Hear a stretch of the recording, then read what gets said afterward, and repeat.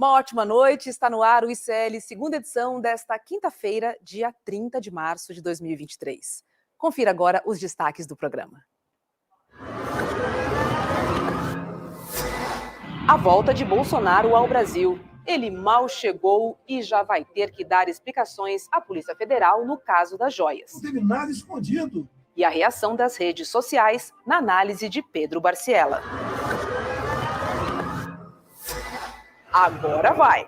A proposta do novo arcabouço fiscal do governo, explicada pelo economista Elias Jabbour. E ainda tem análise do mercado financeiro com Débora Maganha e a opinião de César Calejon e Guga Noblar sobre os principais temas do dia.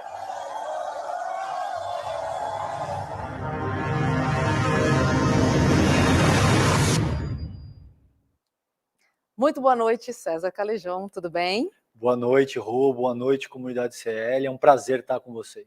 Vamos lá, porque a gente começa com uma notícia quente e urgente.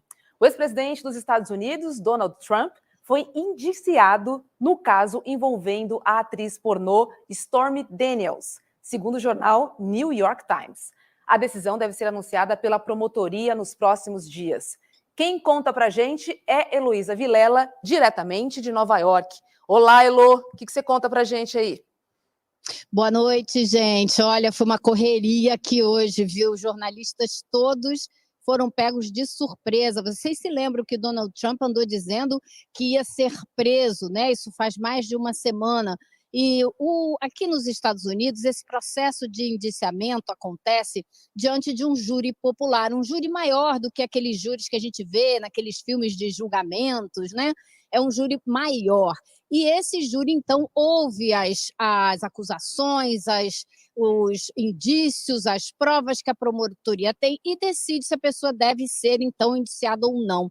E, nesse caso, o júri decidiu hoje que Donald Trump deve ser, sim, indiciado porque tentou comprar o silêncio da atriz pornô Stormy Daniels durante a campanha eleitoral, quando era candidato a presidente, para que ninguém soubesse das relações que teve com Stormy Daniels. Então, hoje, o júri decidiu que ele tem que ser indiciado, será processado. É a primeira vez na história dos Estados Unidos que um ex-presidente terá que responder a um crime, a uma acusação de ter cometido crime em um tribunal do país. E porque ele foi indiciado, porque saiu esse voto hoje, Donald Trump terá que se apresentar ao tribunal, mas ainda não existe uma data para ele se apresentar.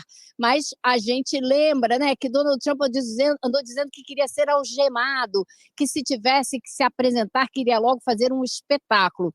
Ao que tudo indica, isso não será uma decisão do ex-presidente. Isso vai depender da combinação, do arranjo que for feito entre a promotoria pública, agentes do FBI, que é a Polícia Federal Americana, e as autoridades aqui de Nova York. Então, não existe ainda nada certo, mas o que eu posso garantir para vocês é que todo mundo hoje foi pego de surpresa por essa notícia que saiu há pouquíssimos minutos. O Elo, e só para efeito de recapitular, para as pessoas que nos assistem nesse momento conseguir entender de forma integral do que a gente está tratando aqui. O Trump, ele subornou o que os americanos chamam de hush money para essa atriz pornô, que é a Stormy Daniels, mas isso não é crime pela legislação americana, certo? Ele está sendo acusado de ter cometido alguma espécie de fraude fiscal na forma como o Michael Cohen efetuou esse pagamento, e um agravante seria que ele teria burlado determinações da legislação eleitoral americana. É isso mesmo? Exatamente, ele burlou a legislação eleitoral americana, e o Michael Cohen, que foi um tipo de faz-tudo do Donald Trump durante muitos anos, entregou essa história toda na justiça, porque ele teria feito os pagamentos a Stormy Daniels e o Donald Trump teria devolvido a ele o dinheiro com notas dizendo que teriam sido por serviços prestados de advocacia ao Trump. E ele, então, contou que não foi nada disso, que era o dinheiro para comprar o silêncio de Stormy Daniels. Então é exatamente isso. Agora, o caso não vai ser fácil não, viu? Porque Donald Trump também tem gente do lado dele dizendo que Cohen está mentindo. Então vai ser um caso difícil, mas o fato histórico está dado. Você tem agora um ex-presidente dos Estados Unidos respondendo a crime em um tribunal do país, coisa que nunca aconteceu por aqui.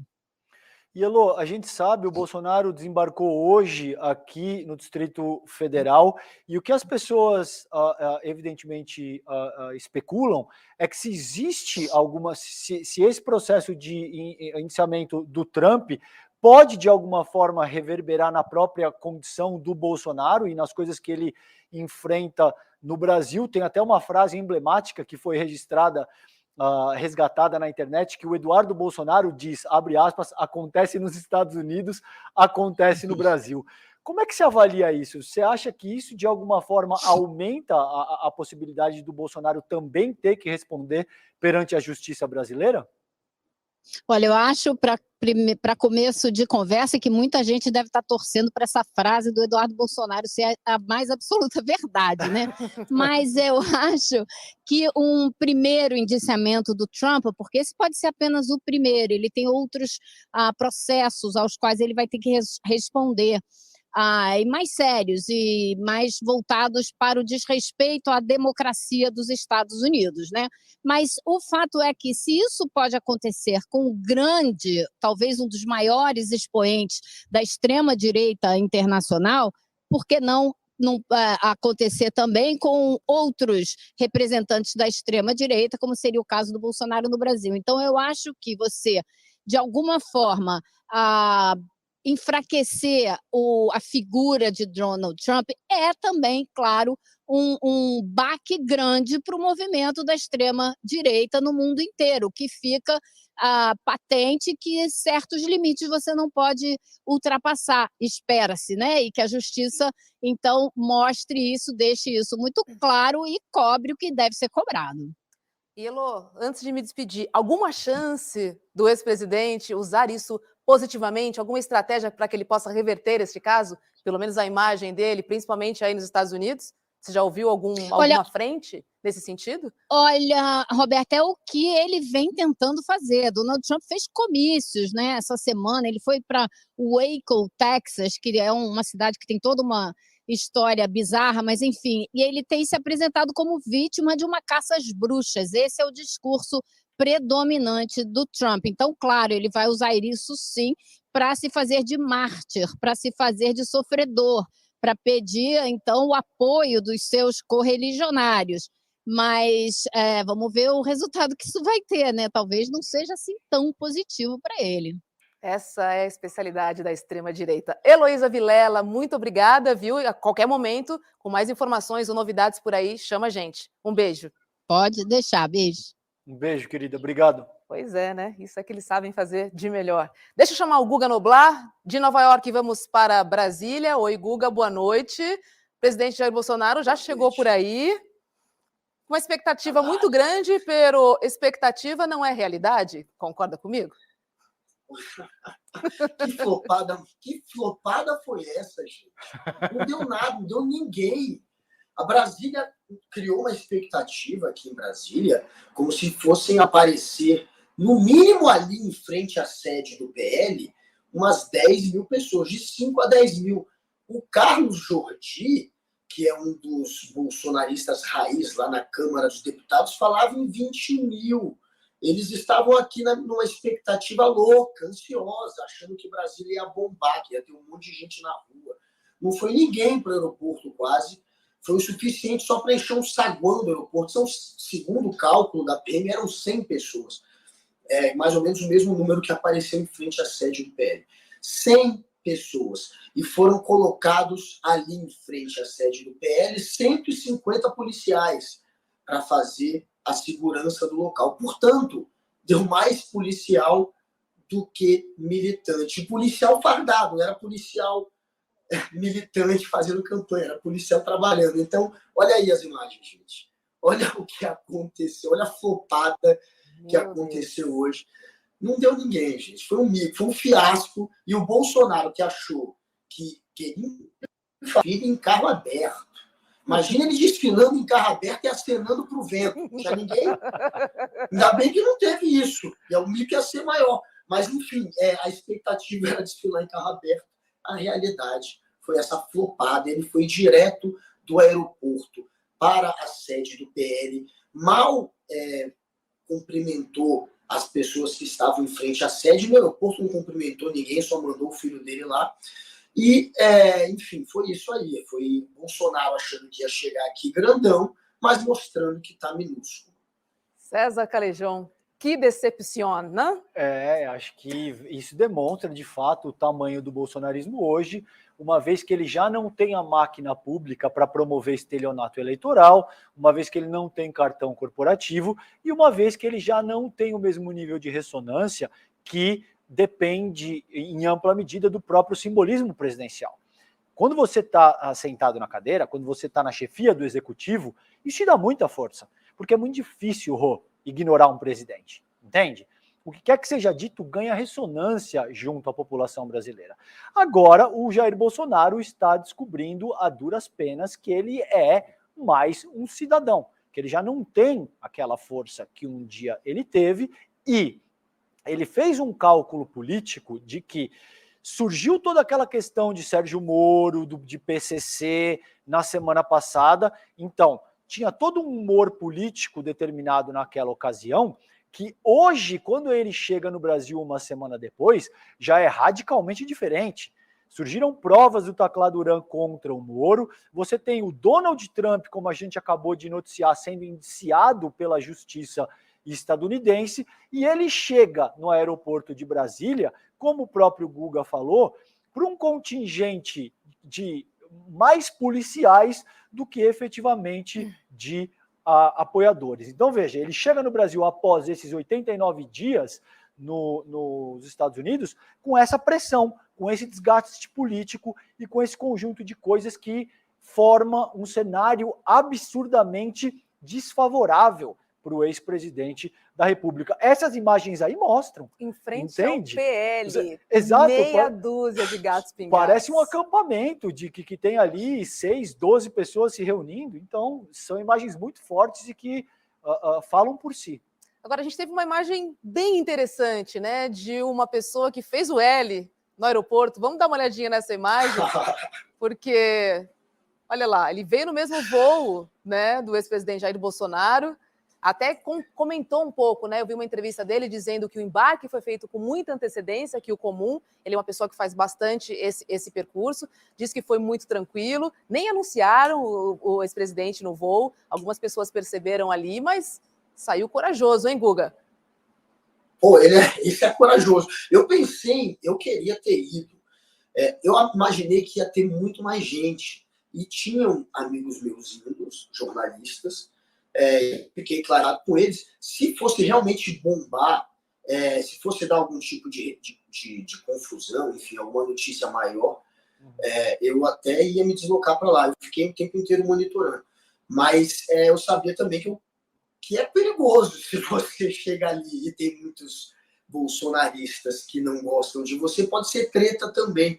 Mas, enfim, esse cara mesmo assim foi lá na frente dessa turma toda e mostrou que é Lula, que é contra o Bolsonaro, fez esse sinal aí de protesto, porque é estranho a gente ver um bando de gente querendo receber alguém que fugiu do Brasil, que parou de governar depois que perdeu a eleição, ficou 3 meses sem governar, fugiu do Brasil, abandonou essa gente, quando incitou essa turba a dar um golpe. A turba que tentou dar o golpe foi presa, depois ele passou a chamar de infiltrado. Inclusive, esse é um dos motivos da flopada de hoje, né? Ninguém mais quer colocar o pescoço em risco, pelo jeito. Esse é um dos motivos. Ninguém quer mais colocar o pescoço em risco por um presidente que depois ainda vai dizer que a pessoa é um infiltrado, que ainda vai atacar aquele que se sacrificou a própria liberdade pelo Jair Bolsonaro. Então, essa flopada de hoje tem também muito da culpa do próprio Jair Bolsonaro, que incita essa turma e depois abandona. E aí, claro, eles estão percebendo que estão sendo feitos de mané, e agora cada vez tem menos manés ali. Mas essa turma querendo receber, mesmo 100 pessoas, querendo receber alguém que fugiu do país, que trata eles como traidores, alguém que incitou um quebra-quebra em Brasília, alguém que está metido agora num escândalo de desvio de joias. Mesmo assim, ter gente ali para fazer o oba-oba e para recebê-lo, enfim, é patético e interessante ver que alguém foi lá e protestou. Bom, se essa chegada foi um flop, a arte que a gente preparou, a lá Jornal Nacional, baseada no duto, né, da Lava Jato, do Petrolão, olha só, ganhou um novo item a nossa arte, porque o Guilherme Amado, hoje de manhã, pediu para a gente colocar um fuzil ali saindo da lata de leite condensado, né, alusiva ao ex-presidente Jair Bolsonaro. Aí temos notas, temos relógios, temos ali o colar de diamantes, enfim, essa arte a gente está em construção, né, famoso whip, e a gente vai adicionando aí. Eu acho que essa tela vai ficar bem populada, sinto eu, não sei o que vocês acham sobre isso, mas vamos que vamos. Deixa eu chamar nosso convidado, Pedro Barciela, porque é muito bom a gente ter e entender um pouco mais como é que foi essa chegada do ex-presidente Jair Bolsonaro, só que nas redes sociais. Pedro, conta pra gente, porque a curiosidade é grande aqui. Boa noite. Perfeito, Roberta. Boa noite a você, ao César, ao Guga. É interessante observar, Roberta, vendo tudo que vocês estavam comentando, que, de fato, existe um flop, né, dessa chegada do Bolsonaro, mas ela tem níveis, principalmente quando a gente fala das redes sociais. Nas redes sociais, é muito importante a gente ter em mente que o bolsonarismo, ele de fato mantém uma máquina, ele mantém uma coesão muito grande, ainda mais se compararmos aos outros clusters, aos outros agrupamentos políticos do Brasil. Esse grafo que a gente trouxe, ele é composto pelas menções ao termo Bolsonaro no Twitter durante o dia de hoje. Como a gente vai ver, a gente tem um maior agrupamento, que são os usuários que estão no cluster verde. Esse é o cluster marcado pelo bolsonarismo, e ele representa aí 58% dos usuários que falaram sobre Bolsonaro. Ao mesmo tempo que esses 58% são maiores, eles trazem algumas limitações que já vêm do bolsonarismo desde o período eleitoral. A principal delas é a dificuldade em extrapolar esse tema para além do próprio bolsonarismo. E aqui é interessante a gente entender quando falam que a agenda do Haddad, a agenda do governo, se sobrepôs à agenda do Bolsonaro quando ele chegou. E aqui é onde isso acontece. Porque, na verdade, o que o bolsonarismo sempre usou como artifício, e era o que o César falava, ele sinalizava para a imprensa, ele tentava pautar a imprensa aqui com toda a máquina do governo federal, ele pautava a imprensa para assim ele poder dialogar com outros atores, com outros usuários, com outros clusters. Quando Jair Bolsonaro vem para o Brasil num dia onde a imprensa e diversos setores de Brasília estão prestando atenção no ministro Fernando Haddad, ele perde essa capacidade de dialogar ou de utilizar a imprensa para atingir outros agrupamentos. Então, por mais que o bolsonarismo ele tenha um volume muito grande nas redes sociais, ele vai ficar preso e restrito ao próprio bolsonarismo. Para termos de comparação, o agrupamento bolsonarista aqui na cor verde, cada usuário, em média, produziu 4 conexões, isso é, 4 retweets, 4 curtidas, 4 replies, enquanto o agrupamento antibolsonarista, que é o vermelho, e não se engajou da forma como o bolsonarismo esperava também com esse tema, produziu, em média, 1,8 interações por usuário. Então, é um valor, é um volume muito menor de interações e de atenção entregue por outros agrupamentos a essa chegada de Jair Bolsonaro. Aí sim, porque outros setores muito mais importantes da sociedade estavam preocupados com a vida e com o dia a dia, com a política real do Brasil, nesse caso, sendo pautada pelo arcabouço fiscal e pelo anúncio de Fernando Haddad e Simone Tebet. E, Pedro, só para a gente entender aqui, a gente então não pode dizer que foi um flop também nas redes sociais, como a gente viu presencialmente, pode? Perfeito, Roberta. Não podemos, porque a gente corre o risco em outros setores do debate político, a gente iniciar o que é o bolsonarismo, né? E o bolsonarismo ele é uma força muito grande da oposição nesse momento da política brasileira. Fala, César. O Pedro, e eu acho que tem uma questão que é pertinente aqui. A gente sabe notoriamente o bolsonarismo utiliza robôs, né? No sentido de utilizar scripts, automatizar disparos e tal. Você tem alguma informação nesse sentido do quanto dessas menções são orgânicas e o quanto elas envolvem robôs? Perfeito, César. A ideia do robô, a gente sempre tem que pensar que as redes sociais, o objetivo é você fazer o outro notar que você está ali, que você está falando sobre aquilo.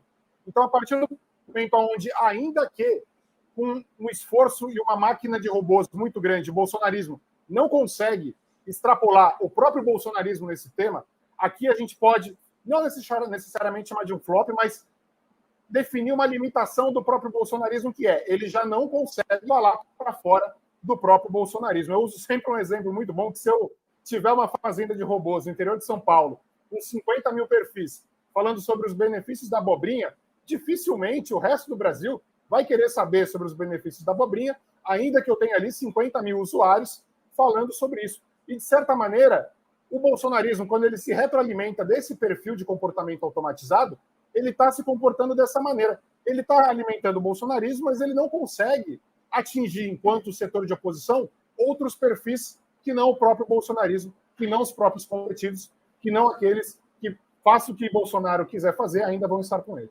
Muito bom, Pedro. E aí, vale ressaltar que tudo isso acontece no mesmo dia em que o Lula, o Haddad apresentam o novo arcabouço fiscal. E eu acho que tem uma lição importante, gente, que a gente pode tirar disso.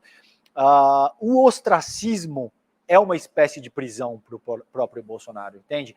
O Bolsonaro, ele se alimenta de vender polêmica, de vender ódio para gerar engajamento.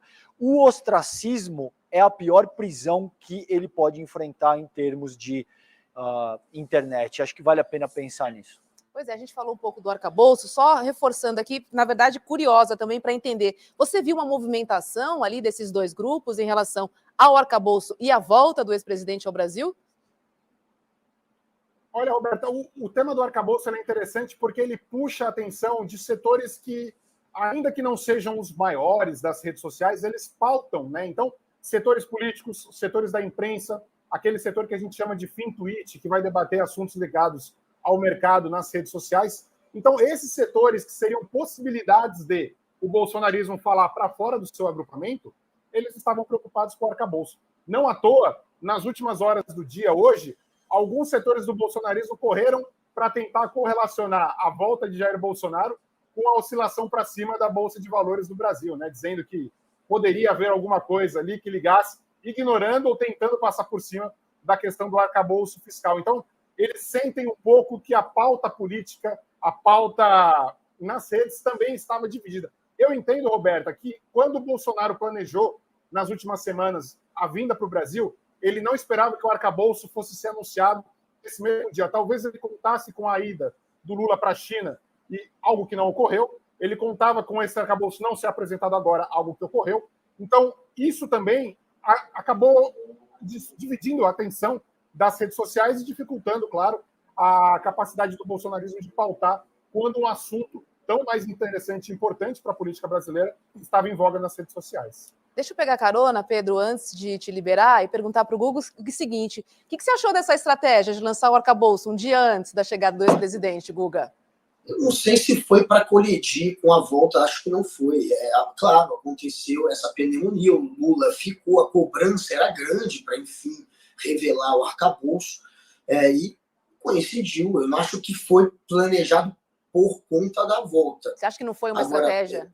Eu vou atrás dessa informação, já que você está me levantando essa curiosidade. Mas, enfim, é claro que funciona. E eu queria, inclusive, entender se é possível comparar. Ih, acho que o Guga travou. Voltou. Oh, voltou. Vai em frente, Noblar. Voltou. Dá para saber, Pedro, qual que repercutiu mais? Essa foi uma disputa hoje de dois temas. Um positivo para o governo, que está repercutindo super bem, e um outro positivo, que era para ser positivo para o Bolsonaro, mas que foi meio a meio. Quer dizer, você está dizendo que, pelo que eu vi na imagem, a nuvem do bolsonarismo ainda foi maior do que a do anti-bolsonarismo nesse assunto, né? Mas foi ali até relativamente bem dividido, teve muito ataque também. Mas, enfim, é possível medir qual dos temas venceu hoje, arcabouço ou Bolsonaro? Perfeito, Guga. O tema a volta do Bolsonaro, ela produziu um maior volume de publicações, de interações. É um volume muito maior do que a questão do arcabouço, até porque a questão do arcabouço, sejamos francos, ela acaba ficando muito específica, né, para se tornar um tema tão debatido quanto de fato deveria. Agora, o Guga ele traz um ponto importante. Quando a gente olha aqui esses dois agrupamentos, o bolsonarismo aqui, como eu falei, ele tem 58% dos usuários, enquanto o antibolsonarismo vai ter 40%. Mas quando a gente olha o volume de interações do bolsonarismo é 73%, enquanto do antibolsonarismo é 25%. Isso, uma tática bolsonarista, para parecer maior do que eles de fato são. Isso ocorre e é uma tática utilizada principalmente pelas limitações de diálogo do próprio bolsonarismo. E São Paulo, lá em 32, quando ele entrou em conflito com o resto do Brasil, eles usavam um equipamento chamado matraca, que como eles não tinham mais munição, essa matraca fazia o barulho de uma metralhadora, então do outro lado da trincheira, quem estava sendo alvo não sabia se era de verdade ou se era de mentira. O bolsonarismo, com esse volume de conteúdo produzido, ele produz um pouco desse efeito matraca, que é muitas vezes ele parecer maior do que ele é. Né? Então, enquanto eles têm 58% dos usuários, eles tiveram 73% das conexões. Então, uma pessoa que está flanando ali pela rede social, na sua timeline, muitas vezes vai acabar acreditando que talvez o bolsonarismo possa ser maior do que ele de fato é, o que não é verdade. Mas é importante a gente deixar claro que o bolsonarismo ainda quanto um cluster ideologicamente ligado, o principal agrupamento nas redes sociais, pensando no debate político. Tá certo. Pedro Baciela, volte mais aqui o ICL segunda edição. Boa noite para você. Pedro. Muito Obrigado. bom ter você aqui. Valeu, Eu Pedro. agradeço, pessoal. Até a próxima. Até a próxima, querido. A gente vai falar mais sobre arcabouço fiscal com o professor de economia Elias Jabbour, mas antes, hoje, o ex-presidente Jair Bolsonaro, durante o seu primeiro discurso, que foi na sede do PL, com aquelas poucas pessoas aí na frente, né, da sede do partido, disse o seguinte: Lula não vai fazer o que bem quer do futuro da nossa nação. Bolsonaro também se disse perseguido pelo governo. Vamos dar uma olhada. Eu nunca persegui ex-presidente nem o governo. Tudo que foi pedido, nós concedemos, fomos até além em alguma coisa. Agora, comigo, pela volta, anuncia, não tem mais carro blindado para você. Está dando um recado. Não tem mais blindado para você. Tadinha dele. Olha, ele está sendo tratado como todo ex-presidente é tratado. Ele tem direito a 4 assessores, entre esses assessores e seguranças também. Ele tem direito a 2 carros para fazer o acompanhamento dele. Porém, os carros não são, segundo a lei, blindados. Portanto, mesmo com 4 assessores e 2 carros à disposição, Jair Bolsonaro está aí reclamando, está achando esse homem simples do povo que usa relógio marca Aqua, comprada no camelô, ele quer andar de carro blindado, ele quer ter joias das Arábias, ele quer comer a carne mais cara, ele quer ficar no hotel mais caro. Esse é o Bolsonaro. Está aí lamentando agora algo que ele não deveria estar lamentando, porque ele já está tendo todas as benesses que o Estado concede para o ex-presidente. A lei está tratando ele conforme a lei. Ele não tem que ter mais. É isso que está acontecendo. E a gente está vendo também que ele vai partir para o ataque. Qualquer coisa agora ele vai ser mimimi. Eles gostam de falar em mimimi. Isso é o mimimi. E daqui para frente vai ser um mimimi eterno. Ele vai buscar qualquer coisa para atacar o Lula. O objetivo da volta, um dos objetivos da volta, é exatamente se posicionar como um líder da oposição, apesar dele estar negando hoje que vai querer ser um líder da oposição. E para ser um líder da oposição, óbvio que você precisa colocar a roupagem do adversário principal do PT. E ele, de fato, é o principal adversário do PT. E está resgatando isso agora com qualquer tipo de ataque. O objetivo dele é atacar. E o objetivo do Lula vai ser ignorar. Vai ser deixar que outros petistas respondam aos ataques, tentando evitar cair em provocação, a conferir se ele vai conseguir aguentar. Porque vai ter muita provocação. Muito mimimi. Pois é. Estamos aí, né? Bom, vamos falar de arcabouço fiscal, porque o ministro da Fazenda, Fernando Haddad, e a ministra do Planejamento, Simone Tebet, divulgaram hoje a proposta para o chamado arcabouço fiscal, ou as regras de gastos do governo. A proposta precisa agora ser aprovada pelo Congresso e prevê que, a cada ano, o crescimento máximo dos gastos públicos seja de 70% do crescimento da receita. Por isso, vamos chamar agora o professor de economia, Elias Jabbour. Olá, Elias, boa noite, seja bem-vindo ao ICL segunda edição. Já vou logo emendar na primeira pergunta. Isso significa que os gastos do governo vão ter corte? Boa noite, Roberta. Boa noite, Calejão. Boa noite, Noblar. Prazer em conhecê-lo. Nunca tinha tido a oportunidade de estar contigo. Só estou fazendo um aviso. Eu moro na Vila Isabel, no Rio de Janeiro, e aqui qualquer tempestade cai a luz, etc. Então a chance de eu sair do ar aqui não é pequena diante da tempestade que está rolando aqui na Vila Isabel. Tá. Aliás, falo de Vila Isabel de propósito, porque é o bairro de Noel e tal, né? É uma coisa meio charmosa, né? Famosa Bebel, adoro. Não, eu acho o seguinte, eu vou um pouco na contramão da maioria, até dos meus companheiros de esquerda e tal, do campo progressista, de que, olha, nós vivemos há mais de 10 anos, ou pelo menos há 7 anos, com as políticas fiscais do governo federal, o próprio ato do Estado intervir na economia criminalizado. Assim, o teto de gastos foi a transformação em lei da criminalização da intervenção do Estado na economia. Né? Nesse aspecto, o que foi apresentado hoje, ao dar algum respiro, ou alguma possibilidade de gasto para o governo, eu vejo isso como uma vitória. Mesmo que o mercado tenha ficado contente, mesmo que seja um teto de gasto soft, né? Mas também existe algo que, por exemplo, não teria meta de inflação. Por mim, nós teríamos um arcabouço institucional que permitisse que o Estado interviesse no ciclo econômico, na hora que ele bem entendesse, ou seja, nas horas que fosse necessário, mas a correlação de forças na sociedade e no Congresso Nacional não permite isso. Esse é um fato objetivo. Né? Não temos força material hoje, ou seja, a política é matéria contra matéria, né? Não são os meus desejos que vão fazer com que as montanhas se movam. Eu tenho que ter matéria acumulada, força acumulada. E que a força que nós temos acumulada hoje nos permite entregar esse arcabouço fiscal que está aí. Então, eu tento ter uma visão, não otimista, mas uma visão materialista, objetiva do que foi apresentado hoje. Né?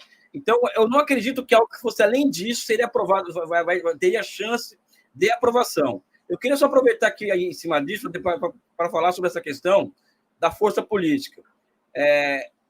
O governo federal tem a chance de nomear 2 novos diretores do Banco Central. Né? O que poderia, em tese, mudar a correlação de forças no Copom, logo reverter a atual política de destruição do país, de terra arrasada do país, que Roberto Campos Neto está impondo. Só que se o governo apresentar um candidato heterodoxo, ou seja, alguém que é mais próximo de uma visão não convencional da economia, fora do mainstream, ele não passa nas abatidas do Congresso.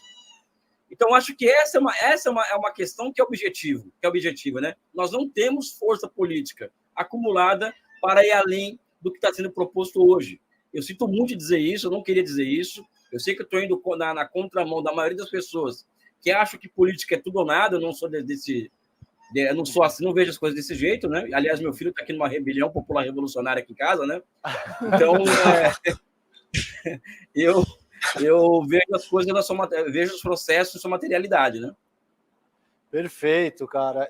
E tem uma questão que eu gostaria de explorar contigo, Elias, que é o seguinte: nesse mesmo dia, a gente teve o Campos Neto dando uma entrevista dizendo que para manter a meta de inflação, os juros teria que estar na casa de 26,5%.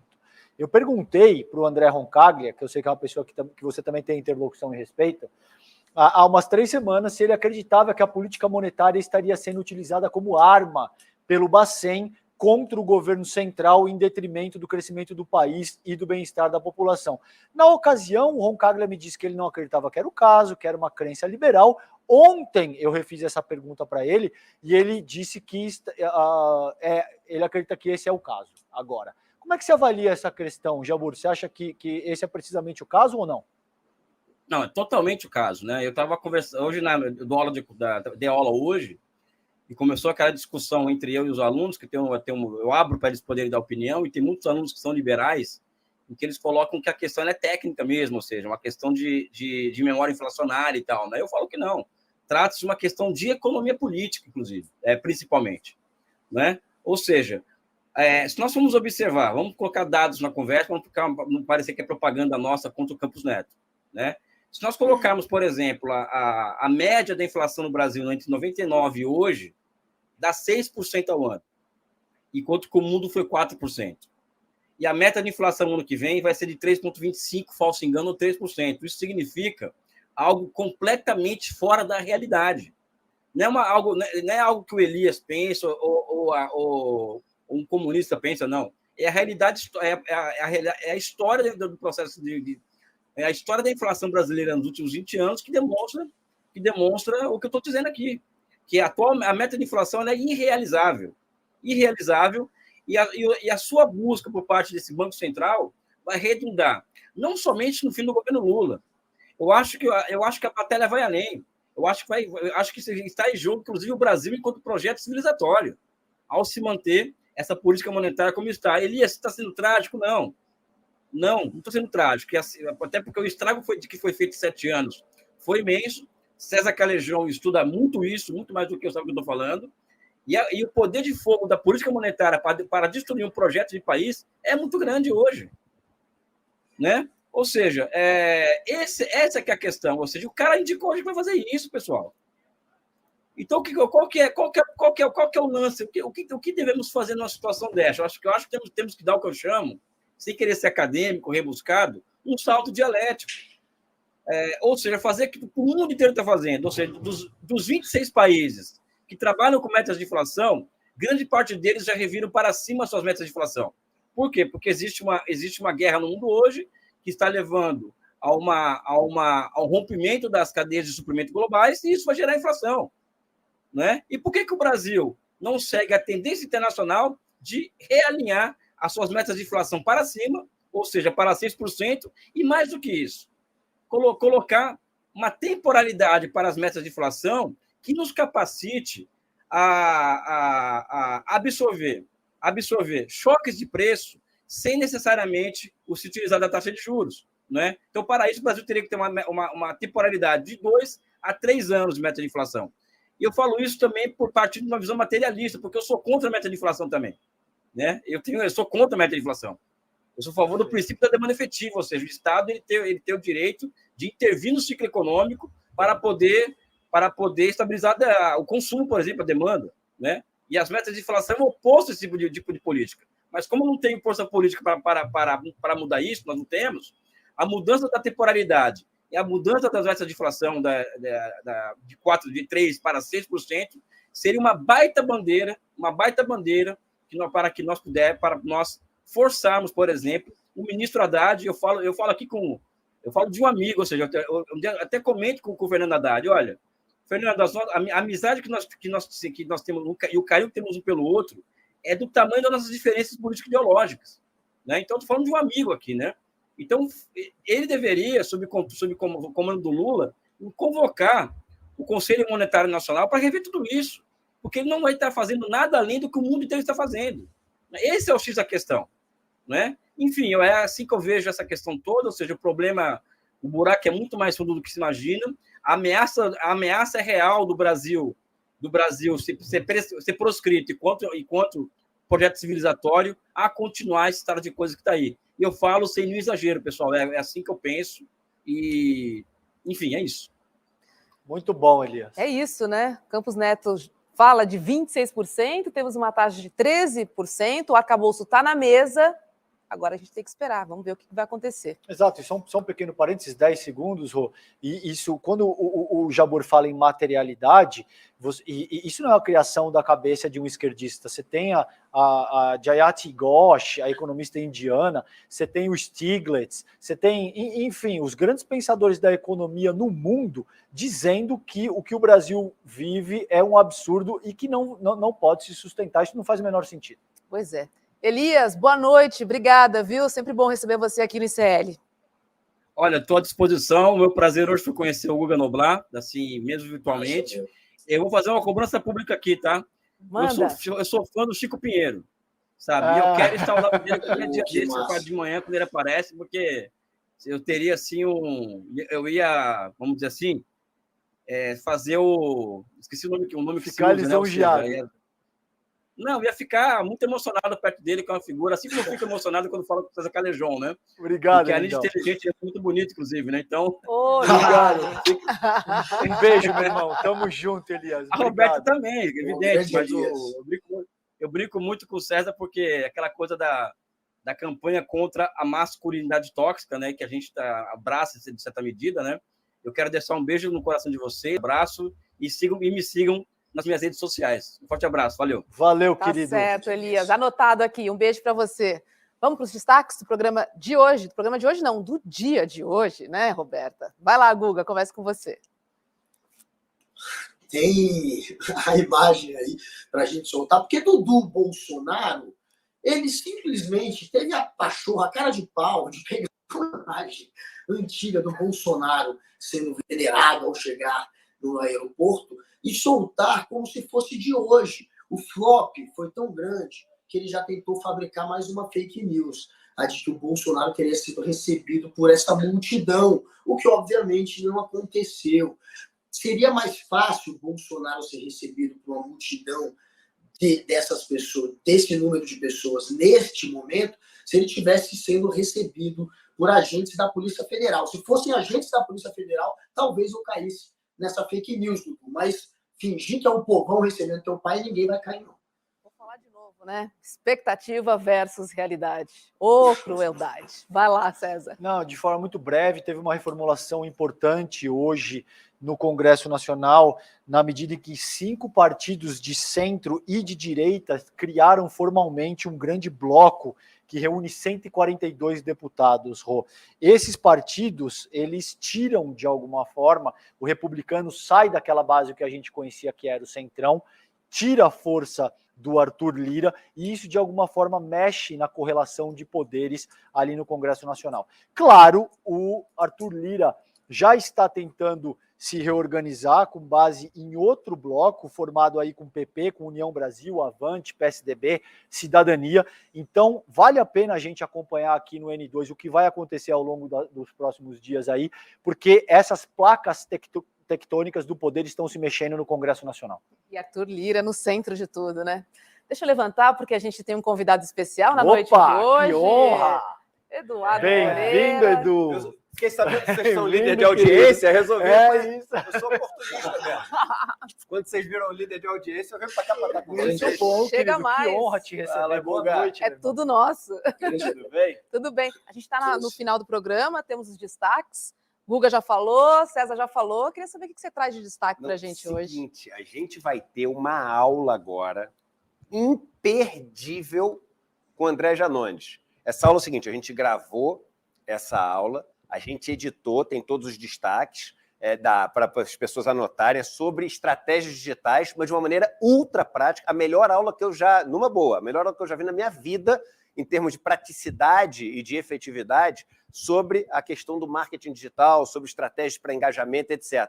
Só que aí é o seguinte, é ao vivo que a gente vai estar transmitindo isso. Terminou a aula, o Janones vai estar com a gente ao vivo, a gente vai ter especialistas em redes para poder discutir tudo aquilo que foi proposto e debatido durante a aula do Janones. É uma aula onde eu que coordeno ali. Então, eu vou estar ao vivo daqui a 10 minutos. Se você está aqui, fica ainda aqui com a gente. A gente vai deixar o link, já pode deixar o link até agora nos comentários, gente, para vocês já irem apertando aqui no link. Olha, eu tirando a audiência do N2 já, né? Pô, que maldade, né? Mas agora é a hora mesmo, galera.